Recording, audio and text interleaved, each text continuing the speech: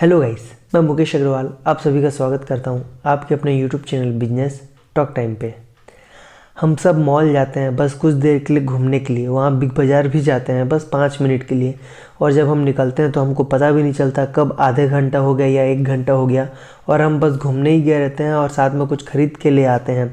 ऐसा बिग बाज़ार में क्या खासियत है जी कि जहाँ पर हम जाते हैं तो कुछ ना कुछ खरीद के ले आते हैं और हमको टाइम का भी पता नहीं चलता। तो आज हम बिग बाज़ार के ऐसे 6 पॉइंट जानेंगे जिससे कस्टमर अट्रैक्ट होते हैं और हम उससे कैसे अपने बिजनेस में भी अप्लाई कर सकते हैं। तो आइए वीडियो स्टार्ट करते हैं। इसमें सबसे पहला पॉइंट है नो विंडो। आपने बिग बाज़ार में क्या कभी खिड़की देखा है? बिग बाज़ार में एक भी खिड़की नहीं है। इसका मेन रीज़न ये है क्योंकि अगर कोई कस्टमर बिग बाज़ार के अंदर जाता है तो उसको बाहर के मौसम के बारे में बिल्कुल पता भी ना चले और वहीं बिग बाज़ार के अंदर ही वही सामानों को देखे और वहाँ से कुछ ना कुछ सामान खरीद ले और उसको किसी बात की कोई जल्दी ना हो। इसमें सेकंड पॉइंट है नो वॉच। क्या आपने कभी बिग बाज़ार में दीवार घड़ी देखी है? वहाँ एक भी दीवार घड़ी नहीं रहता। उसका मेन रीज़न ये है कि हमको टाइम का पता ना चले। वैसे खैर हमारे पास फ़ोन तो रहता ही है जिससे हम टाइम देख सकते हैं, पर फिर भी अगर उनके पॉइंट ऑफ व्यू से देखें तो उनका मेन रीज़न यही है कि अगर वो घड़ी ना लगाएं तो कस्टमर को पता भी नहीं चले टाइम का और कस्टमर बस बिग बाज़ार में ही घूमते फिरते रहे और कुछ ना कुछ सामान खरीदे ही खरीदे। इसमें थर्ड पॉइंट है बिलिंग काउंटर। क्या आपने कभी बिग बाज़ार का बिलिंग काउंटर को गौर से देखा है? सारे चॉकलेट्स, बिस्किट्स या आइसक्रीम सब आपको वही आखिरी बिलिंग काउंटर के पास ही मिलेंगे। उसका मेन रीज़न ये है कि आप पूरा बिग बाज़ार घूमेंगे, सामान वामान सब खरीदेंगे और उसके बाद जब आप अगर आखिरी में बिलिंग करवाने जाएंगे तो आप वहाँ पे भी क्यों खड़े हैं? अगर थोड़ा लाइन लंबी है तो आप वहाँ पे भी क्यों खड़े रहेंगे? अगर आपके साथ छोटे बच्चे हैं तो वो जाके चॉकलेट बिस्किट्स को ले पाएँ इसलिए आखिरी में रहते हैं और वो जस्ट उनका हाथ जहाँ पहुँच पाए चॉकलेट बिस्किट्स वहीं पे ही रहते हैं, ताकि अगर थोड़े ऊपर रहे तो शायद पेरेंट्स उनको ना दें, इसलिए वो सब नीचे में ही रहता है कि आप अगर बिलिंग काउंटर में भी खड़े हों तब भी उनका सामान खरीदें। इसमें नेक्स्ट पॉइंट है एंट्री एंड एग्जिट गेट।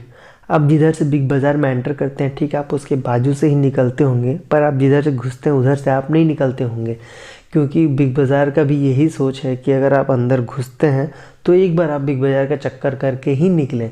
और अगर सपोज़ मान लीजिए 10 लोग अगर ऐसे ही फालतू में घुसते हैं बस घूमने के लिए, और अगर 10 लोग अगर पूरा चक्कर मार के निकलते हैं तो इसमें से ज़्यादा चांसेस है कि इसमें से अगर 2-3 लोग भी अंदर घुस के कुछ सामान ले लें तो उनका अच्छा खासा सेल हो जाएगा, जो कि नहीं होने वाला था क्योंकि वो बस घूमने के लिए ही अंदर गए थे। इसमें नेक्स्ट पॉइंट है know how to sell old stocks. आपने देखा होगा बिग बाज़ार में हमेशा ऑफ़र लगते हैं 30% ऑफ, 40% ऑफ। ये सब मेन रीज़न ये रहता है कि जो उनका पुराना स्टॉक रहता है उसको पार करते हैं जस्ट। लेकिन आप देखेंगे गौर से ठीक उसके बाजू में फ्रेश जो सामान आया रहता है या ड्रेस आया रहता है उसको भी रखे रहते हैं, ताकि कस्टमर को दिखे कि ये फ्रेश है और ये है, इसमें डिस्काउंट है बोल के, ताकि लोग अगर नया न्यू अराइवल नहीं भी रहेगा बस ओल्ड रहेगा तो ऐसे ही उनका नाम ख़राब होगा कि बस वो पुराना माल ही रखते हैं और डिस्काउंट में देते हैं। इसलिए हमेशा वो न्यू अराइवल को रखते हैं जिसमें एक भी डिस्काउंट नहीं लगाते और ठीक उसके बाजू में डिस्काउंट वाला मटेरियल रखते हैं, ताकि कस्टमर का दिमाग ज़्यादा डिस्काउंट वाले मटेरियल में जाए और उनका ओल्ड स्टॉक भी निकल जाए। बिग बाज़ार में एक और आप एक अच्छी चीज़ देखेंगे कि वो सामान को किस तरीके से प्लेस करते हैं, किस तरीके से सजाते हैं, ताकि कस्टमर का नज़र एक बार में वहाँ पे जाता है। आप एक चीज़ बिग बाज़ार में देखे होंगे कि कुछ भी ज़रूरी चीज़ आपको एक बार में दिखाई नहीं देगा, वो कोई कोना में ही होगा, क्योंकि बिग बाज़ार वालों को भी पता है कि अगर कस्टमर कोई चीज़ को खोजते हुए आ रहा है चाहे वो किस भी कोने में हो, कस्टमर वहाँ तक पहुँच ही जाएगा। जैसे प्यासा कुएँ के पास हमेशा खोज के ही पहुँच जाता है। और जो चीज़ फालतू है, जो अननेसेसरी, जो ज़रूरी नहीं होता डेली लाइफ में, वो सब आमने सामने ही रहेंगे, ताकि आप वो सबको देखते हुए अपना इंपॉर्टेंट चीज़ को खोजो तो शायद उसमें से भी कुछ चीज़ पिक कर लो और उनका सामान एक्स्ट्रा और बिक जाए। इसमें नेक्स्ट पॉइंट है फिक्स प्राइस, और जो कि ये लोकल दुकान से भी बहुत ज़्यादा मैच करता है, इसमें बहुत ज़्यादा डिफरेंस रहता है। ये है कि सपोज़ मान लीजिए बिग बाज़ार में अगर कुछ कपड़े हैं, वहाँ पे अगर एक प्राइस टैग है तो आपको उसी प्राइस में ही लेना पड़ता है। अगर उसमें डिस्काउंट है तो आपको उतना ही डिस्काउंट मिलेगा। सबसे बड़ा डिफरेंस ये रहता है कि अगर हम मॉल में जाते हैं तो हम वहाँ पे डिस्काउंट के लिए पूछते हैं, और अगर हम बाहर लोकल दुकान में कुछ सामान खरीदते हैं तो हम डिस्काउंट हक से मांगते हैं। ये तो हो गया बिग बाज़ार के पॉइंट्स। अब हम अपने दुकान के हाल समझते हैं, जो कि उसमें क्या क्या प्रॉब्लम्स हैं और उसको हम किस तरीके से सॉल्व कर सकते हैं। इसमें सबसे पहला प्रॉब्लम ये रहता है कि कस्टमर अंदर नहीं जा सकता।